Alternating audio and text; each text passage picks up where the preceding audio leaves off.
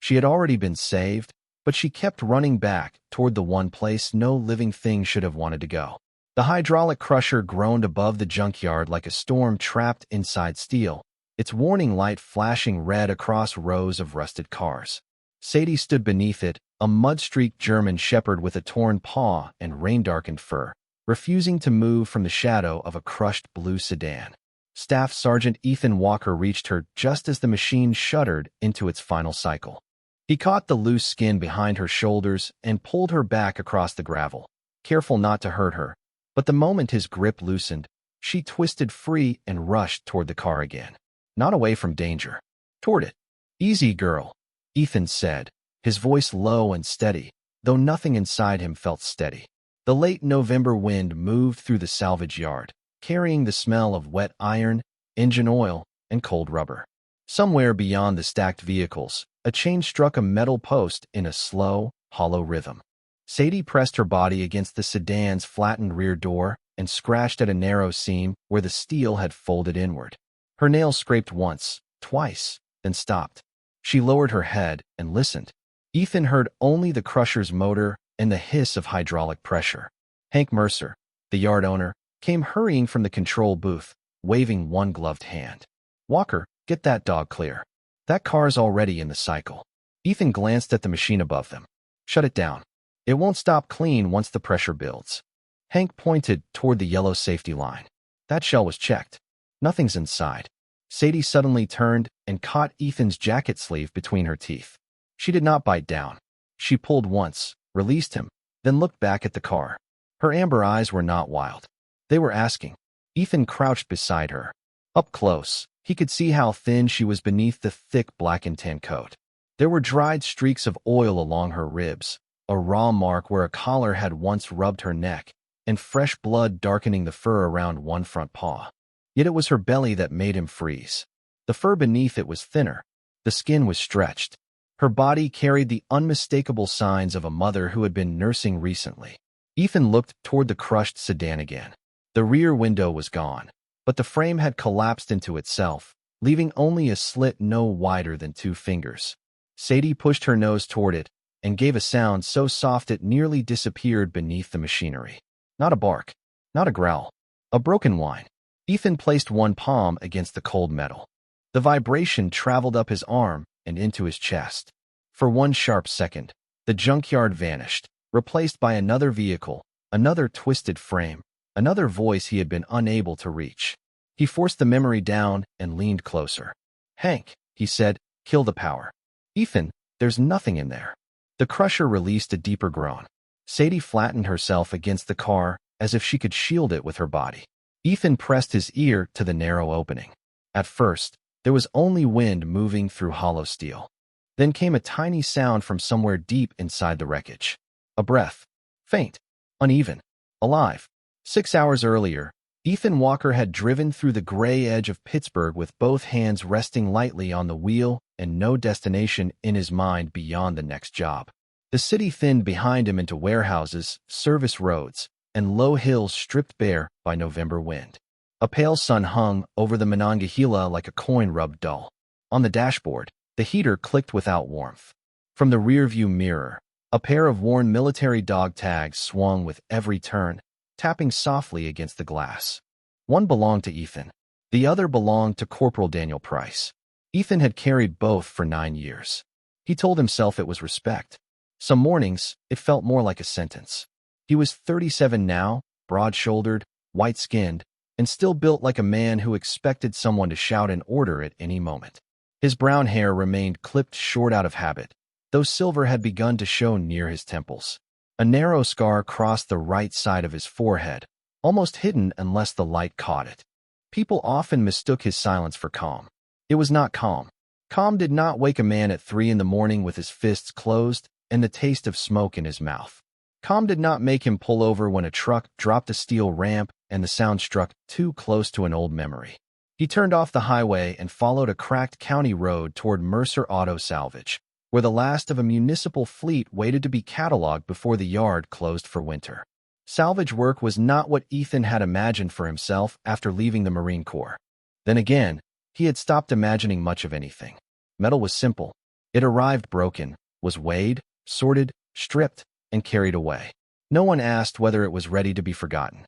The gate stood open beneath a faded sign. Beyond it, towers of vehicles rose in uneven rows, stacked 2 and 3 high. Wind moved through hollow frames and loose doors, making the yard murmur to itself. Ethan parked beside the office and sat for a moment longer than necessary. Daniel's tag tapped the mirror once, then settled. Ethan reached up and closed his hand around it. The metal was cold. "One more day," he murmured. He did not know whether he was speaking to Daniel or himself. Hank Mercer stepped out of the office wearing a canvas coat darkened at the shoulders by mist. At 61, Hank had the heavy walk of a man who had spent his life lifting things that should have required machinery. "You are late by 3 minutes," he called. Ethan glanced at his watch. "Then I am improving." Hank grunted, which was the closest he came to laughter before noon, and handed him a clipboard. "City cars are in the east rows. Mark anything with fuel, batteries, or personal property. Crusher starts at 5. Ethan nodded and walked into the maze.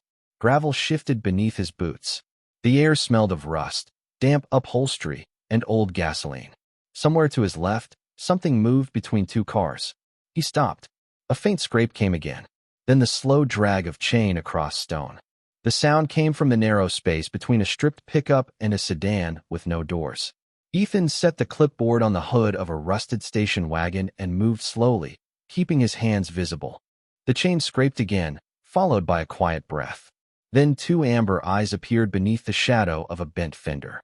The German Shepherd stood half hidden behind a stack of tires, her black and tan coat dulled by dirt and rain. She was lean, but not weak.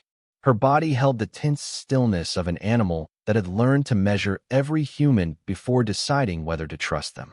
A length of broken chain trailed from her collar and caught beneath a twisted piece of wire near her front leg. Ethan stopped 10 feet away. "Easy," he said. The dog lowered her head, but did not retreat. Her ears remained high. One paw hovered just above the gravel. Ethan saw the dark stain along the fur near her toes and felt something tighten behind his ribs. He crouched, careful and slow. "I am not coming closer unless you let me." The wind pushed a sheet of newspaper across the lane. The sudden movement made the dog flinch, but she stayed. Ethan removed one glove and placed his bare hand against the cold ground, palm up. For several seconds, neither of them moved.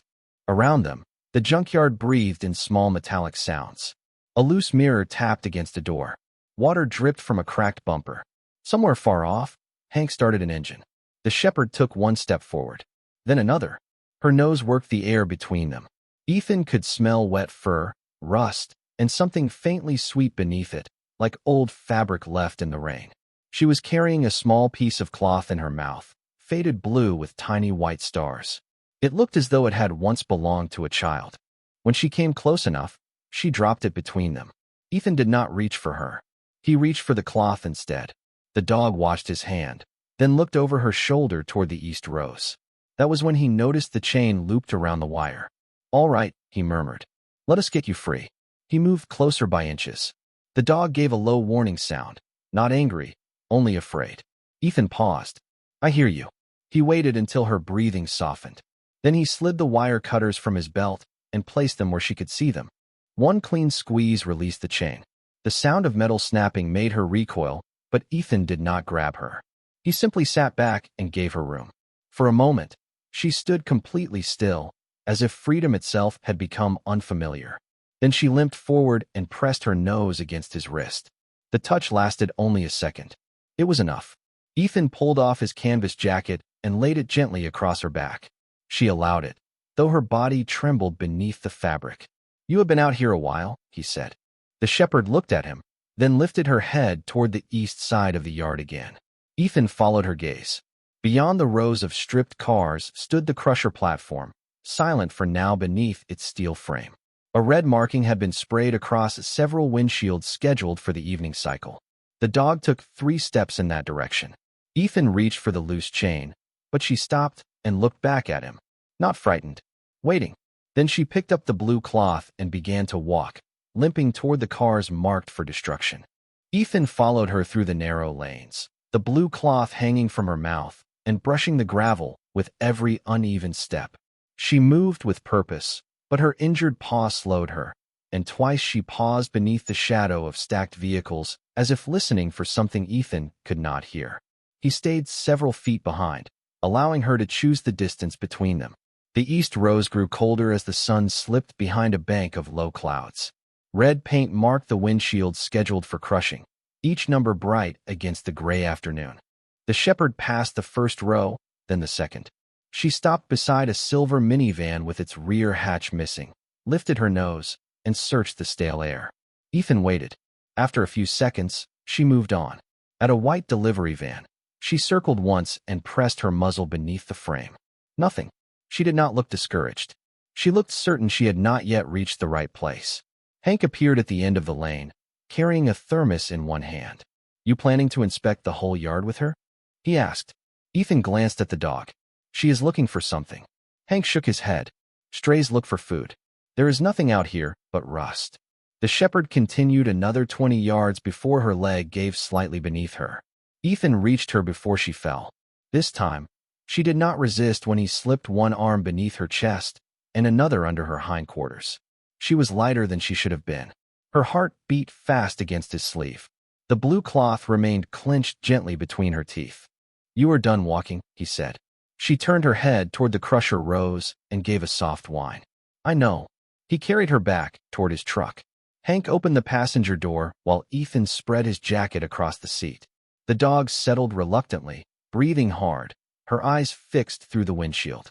Ethan found an old plastic bowl behind the cab, rinsed it with bottled water, and placed it near her paws. She drank quickly at first, then stopped and looked east again. He offered a piece of turkey from his lunch. She sniffed it, but would not eat. "That is not stubbornness," Hank said quietly. "That is worry." Ethan looked at him. Hank avoided his eyes and checked his watch. "Crusher crew arrives in 40 minutes. Ethan pulled out his phone and called the nearest veterinary clinic. Dr. Claire Bennett answered on the third ring. He described the torn paw, the chain mark, the weight loss, and the way the dog refused food. Claire told him to bring her in immediately. "She sounds exhausted," she said. "Keep her warm and do not let her keep walking." Ethan promised he would. The truck engine turned over with a low rumble. The shepherd stiffened. Her ears rose. Ethan reached toward her slowly. "We are getting you help." For 1 second, she allowed his hand near her shoulder. Then the crusher engine started somewhere across the yard. The sound rolled between the stacked cars like distant thunder. The shepherd's entire body changed. She lunged toward the passenger door, pawing at the handle. Ethan shut off the engine and tried to steady her, but she twisted free, pushed through the half-open window, and dropped onto the gravel. "Hey!" Ethan threw open his door and ran after her. She moved faster than he believed possible on an injured paw, slipping between rows, the blue cloth still held in her mouth. Hank shouted for the crew to wait, but the warning bell had already begun to sound. Ethan followed the dog past 2 marked vehicles, then 3. At the far end of the row, she stopped before a crushed blue sedan. A white card was wired to the windshield frame. In thick black letters, it read, "Crush, 5 o'clock." The shepherd sat down beside the rear door and began to tremble. The shepherd lowered the blue cloth beside the rear wheel and pressed her nose against the crushed door. Ethan reached her a moment later, breathing hard from the run. Up close, the sedan looked less like a car than a folded shell. The roof had caved inward. The rear quarter panel was bent against the frame. Rust streaked down the blue paint in thin brown lines, and the last of the daylight caught on broken glass scattered beneath it. "This one?" Ethan asked. The dog answered by scratching at the seam near the back seat. Her injured paw slipped once, but she continued until Ethan gently caught her leg. "Stop. You are hurting yourself." She pulled free and scratched again. Hank arrived with 2 yard workers behind him. "That car came in yesterday," he said. "It was searched before it was moved." Ethan crouched beside the door. "Search it again. There is no access point left." Hank pointed toward the crusher platform. "The frame was compressed during transport. We cannot open it without cutting." The warning bell sounded once across the yard. The shepherd flattened her ears and pushed closer to the car. Ethan noticed the blue cloth again. One corner was damp, and tiny tooth marks lined the edge. He reached for it, but the dog placed one paw over the fabric. Then she looked at the narrow gap where the rear window had once been. Ethan leaned toward it. A faint smell drifted out from the dark interior. Damp upholstery, old oil, and something warmer. Animal breath. "Bring me the hydraulic spreader," he said. Hank stared at him. "Ethan, we do not know what is in there." "That is the problem." One of the workers ran toward the equipment shed. The crusher motor deepened, sending a low vibration through the ground. Hank looked toward the control booth. "The pressure cycle has started. We have maybe 6 minutes before the platform locks. Then shut down the main line. If I cut power wrong, the whole system can seize." Ethan met his eyes. "Then do it right." Hank held the look for a second, then turned and ran. The worker returned carrying the spreader with both hands. Ethan took it and positioned the jaws inside the bent door seam. The shepherd stood beside him, trembling but silent. He pulled the lever. The tool groaned. Metal shifted less than an inch. Ethan reset it and tried again. This time, the gap widened enough for cold air to move through. The dog pushed her nose toward the opening and released a small, urgent whine. Ethan angled his flashlight inside. The beam swept across torn fabric, a collapsed seat, and a strip of pale fur that vanished beneath the frame. His heart changed rhythm. "There is something in there." The worker stepped closer. "A dog." Ethan did not answer. He moved the light again and saw a tiny collar caught around a broken seat spring. Red nylon. No tag. Beneath it came the smallest movement. Not one shape. Two. The warning bell sounded again, faster now. Hank's voice carried from the control booth. For minutes, Ethan widened the gap another inch. The metal complained around him, sharp and familiar. He ignored it. Then a sound reached him from the darkness. A weak cry. Another answered from deeper inside. The shepherd pressed her shoulder against Ethan's arm, and for the first time, he understood. She had not been guarding the car. She had been waiting for someone to listen. The second cry reached Ethan through the narrow opening, thin and uneven, then disappeared beneath the rising hum of the crusher. He adjusted the hydraulic spreader and pulled again. The bent door shifted less than half an inch. It was not enough. 3 minutes, Hank shouted from the control booth. Ethan braced one boot against the frame and leaned into the tool. The metal answered with a long, grinding sound. His hand stopped. For one terrible second, the junkyard was gone. He was back beside a disabled military vehicle under a white sky, hearing Daniel's voice through smoke and twisted steel. The memory arrived without warning. Daniel calling his name. Daniel telling him to keep moving. Daniel growing quieter while Ethan searched for a way through. The spreader slipped in Ethan's grip and struck the gravel. He stepped back, unable to breathe. The warning bell pulsed across the yard. Red light washed over the cars, then vanished, then returned. The shepherd turned from the opening and looked at him. She did not bark. She did not pull at his clothes. She simply walked to him on her injured paw and pressed her muzzle against his trembling hand. Her breath was warm. Her eyes stayed on his. Somewhere inside the sedan, one of the puppies made another weak sound. Ethan closed his fingers gently against the shepherd's fur. "I heard him too," he whispered. The dog remained still. The tag beneath Ethan's shirt rested cold against his chest, and another memory rose through the noise. Daniel sitting beside him years earlier after a failed search, his voice tired but steady. "You do not have to save everyone, Walker. Just do not walk past the one you still can." Ethan opened his eyes. 2 minutes, Hank called. Ethan picked up the spreader. This time, he did not look at the entire wreck. He looked only at the next inch of space. He set the jaws beneath the folded panel and pulled. The gap widened. A worker slid a wooden block beneath the metal to hold it. Ethan repositioned the tool and opened it again. The frame lifted enough for him to reach one arm inside. His fingertips found torn seat fabric. Then the small red collar caught around the spring. "I have one," he said. He worked the nylon free without pulling. A tiny body shifted beneath his hand. Warm, but barely. "Easy," Ethan murmured, though he was not sure whether he spoke to the puppy, the mother, or himself. He drew the first puppy through the opening and passed it to the worker. It was small, damp, and silent, wrapped quickly in Ethan's discarded jacket. The shepherd leaned forward, sniffed it once, then turned back toward the car. She knew. There was still another. The crusher motor changed pitch. Hank appeared at the end of the row, running now. "The main line is not responding," he shouted. "We have less than a minute." Ethan lowered himself to the gravel and reached deeper into the darkness. His shoulder caught against the door frame. He ignored the pressure and felt along the collapsed floor. Nothing. Then the shepherd moved beside him and pushed her nose into the gap, guiding his hand toward the rear corner. His fingers touched fur. The second puppy was wedged beneath a fold of upholstery. Ethan could not pull it straight out. "Come on," he whispered. He shifted the fabric gently, 1 inch at a time. The machine groaned overhead. The shepherd pressed her body against his side. Ethan freed the puppy's front legs, then its small chest. Just as the crusher warning turned into one continuous tone, Hank reached the emergency panel and threw his full weight against the manual cutoff. The yard fell silent. In that sudden stillness, Ethan pulled the second puppy into the light. The second puppy lay in Ethan's hands without moving. For a moment, no one spoke. The silence in the junkyard felt larger than the machines, larger than the rows of ruined cars, larger than the cold sky pressing down over them. Ethan lowered the puppy onto his jacket beside the first. The shepherd came close at once. She touched her nose to the smaller one, then to the other, moving between them with quiet urgency. The first puppy gave a faint shiver. The second did not. "Call the clinic again," Ethan said. One of the workers pulled out his phone with shaking hands. Ethan placed 2 fingers against the tiny chest. Nothing he could feel. He rubbed gently along the puppy's ribs, careful, steady, trying to share warmth through his palms. The shepherd watched every movement. She did not whine now. She only stood there, leaning forward, as if all of her hope had narrowed to the space beneath Ethan's hands.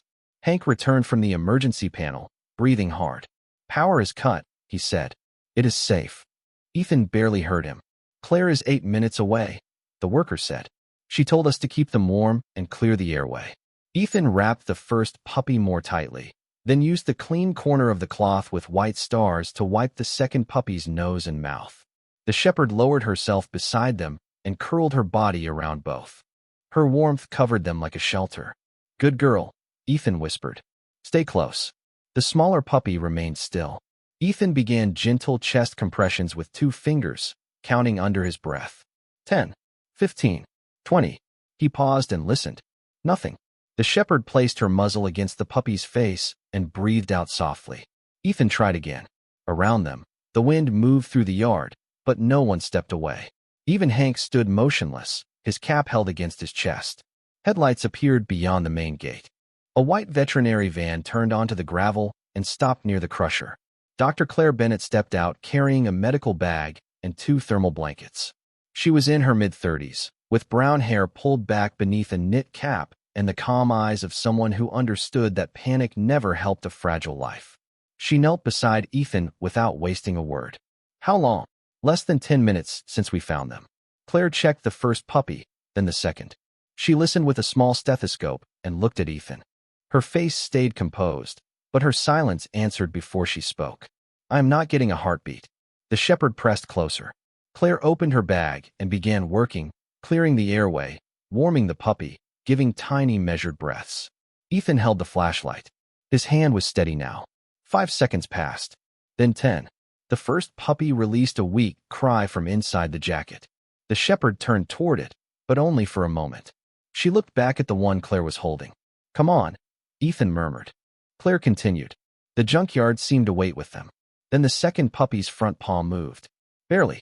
A small twitch against Claire's glove. She listened again. "I have something," she said. Ethan stopped breathing. Claire's expression softened. "Very faint, but it is there." A thin sound rose from the puppy, no louder than a sigh. The shepherd closed her eyes and lowered her head beside it. Ethan looked down at Daniel's tag resting against his shirt. For the first time in years, the memory did not feel like a door closing. It felt like something opening. Claire moved both puppies into insulated carriers while Ethan lifted the shepherd into the back of the veterinary van. She resisted at first, turning toward the crushed sedan, but when she heard the faint cry from the warmer carrier, her body softened. Ethan climbed in beside her and kept one hand near her shoulder as the van pulled away from the yard. Pittsburgh's outer roads slid past beneath a deepening blue sky, streetlights coming on one by one through the mist. The shepherd lay on a folded blanket, exhausted but alert, watching the carriers with every breath. At the clinic, Claire guided them into a quiet treatment room warmed by overhead lamps. The first puppy was weak but stable. The second needed oxygen and constant monitoring. Ethan stayed near the wall while Claire cleaned the mother's paw, treated the raw skin around her neck, and checked her for a microchip. There was none. Beneath the torn edge of her old collar, Claire found a small piece of metal, too scratched to read except for one faded letter. She may have been trained, Claire said. The way she led you, the way she waited, that was not random. Ethan looked at the shepherd. She had finally lowered her head, but her eyes remained fixed on the warming box. She knew exactly what she was doing, he said. Claire glanced at him. So did you. Ethan did not answer. Hours passed quietly. Rain began tapping against the clinic windows. Hank called once to say the crusher would stay shut until every vehicle in the east rows had been checked again. Ethan thanked him and ended the call. Near midnight, Claire brought him coffee in a paper cup and sat across from him. You can go home, she said. I will call if anything changes. Ethan looked toward the treatment room. I do not think she wants me to. The shepherd had lifted her head at the sound of his voice. Claire smiled faintly. Then maybe you should stay. Ethan sat on the floor beside her bed. For a long time, he said nothing.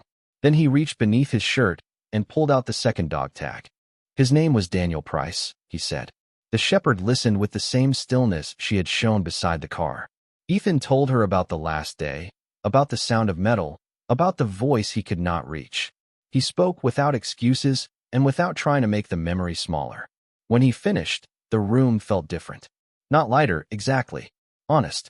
The shepherd shifted closer and placed her head on his knee. Ethan rested his hand between her ears. Near dawn, the weaker puppy gave a soft cry from the warming box. The mother rose carefully and limped toward the sound. Claire opened the enclosure, and the puppy pressed against her chest. Ethan watched her settle around both small bodies, forming a circle of warmth. She needs a name, Claire said. Ethan looked at the blue cloth with white stars folded beside the bed. Sadie, he said. Claire nodded. And the little one. Ethan watched the puppy breathe. For years, every name in his heart had belonged to someone he had lost. This one would not. Hope, he said. The word felt unfamiliar in his mouth, but not wrong. By sunrise, Ethan had signed the foster papers for all three. Sadie did not look back when he carried her toward the door. She stayed close to his side, while Hope slept safely against her mother, heading toward a home none of them had expected to find. 3 months later, winter had loosened its grip on the hills outside Pittsburgh, and the first pale signs of spring had begun to show along the roadside. Ethan drove back to Mercer Auto Salvage with Sadie sitting upright beside him and Hope curled on a blanket in the back seat. The puppy had grown stronger, her legs steadier, her coat beginning to fill out in soft black and tan. She slept through most of the ride, waking only when the truck slowed at the familiar gate. Sadie did not tremble this time. She looked through the windshield, alert but calm, while the old sign above the entrance creaked in the wind. Hank met them near the office wearing the same canvas coat, though the yard behind him looked different. The crusher platform was silent.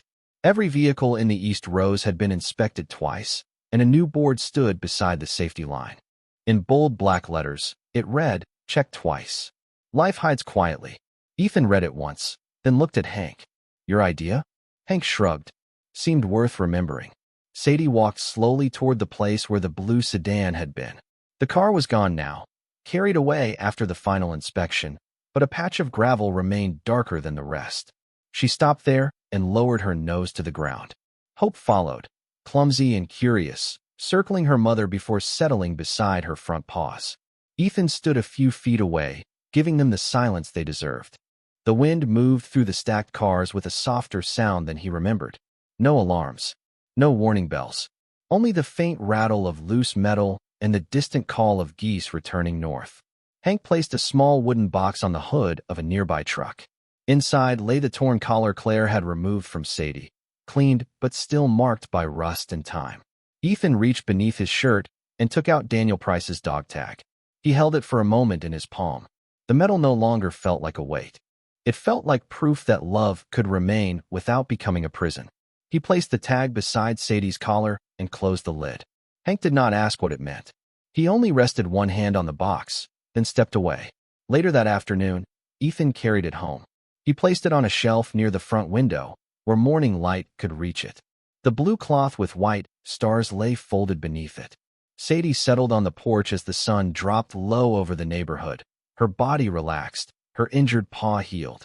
Hope chased a dry leaf across the yard, tripped over her own feet, then returned proudly as if she had completed an important mission.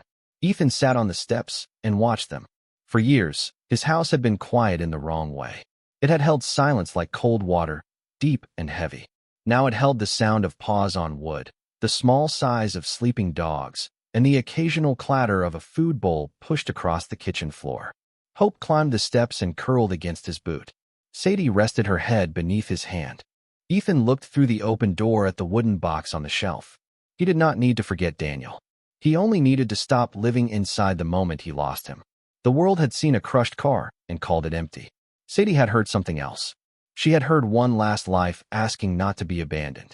And because Ethan finally listened, a mother found her children, a puppy found a future, and a wounded man found his way home.